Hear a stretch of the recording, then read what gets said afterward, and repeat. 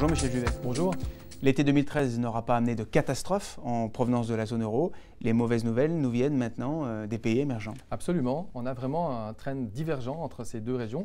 En Europe, plutôt des bonnes nouvelles sur le retour de la croissance. Et dans les pays émergents, plutôt des mauvaises nouvelles avec un ralentissement, des marchés qui baissent et des fortes chutes de devises, puisqu'on a des devises indiennes ou brésiliennes qui baissent de 25% en 3 mois.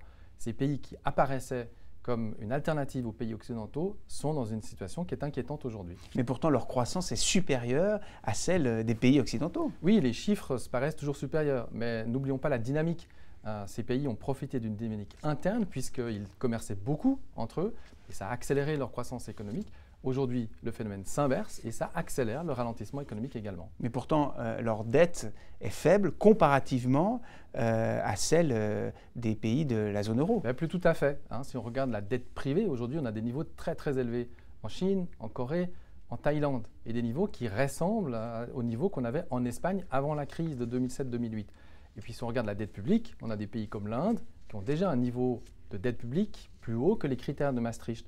Et donc qui met l'Inde dans une situation difficile aujourd'hui. Alors on n'a pas de peine à imaginer que dans ces conditions, les capitaux flottants quittent ces pays. Absolument, les capitaux quittent parce que la situation devient inquiétante. Et puis en plus, surtout, ce qui a changé, c'est que la politique américaine a fait monter les taux d'intérêt aux États-Unis. Donc il y a un vrai intérêt à aller placer son argent en dollars. Le problème, c'est qu'en faisant cela, les capitaux font baisser les monnaies, poussent ces pays à monter les taux d'intérêt pour défendre leur monnaie. Et avec ces éléments-là, on crée véritablement, potentiellement, des crises financières dans certains de ces pays.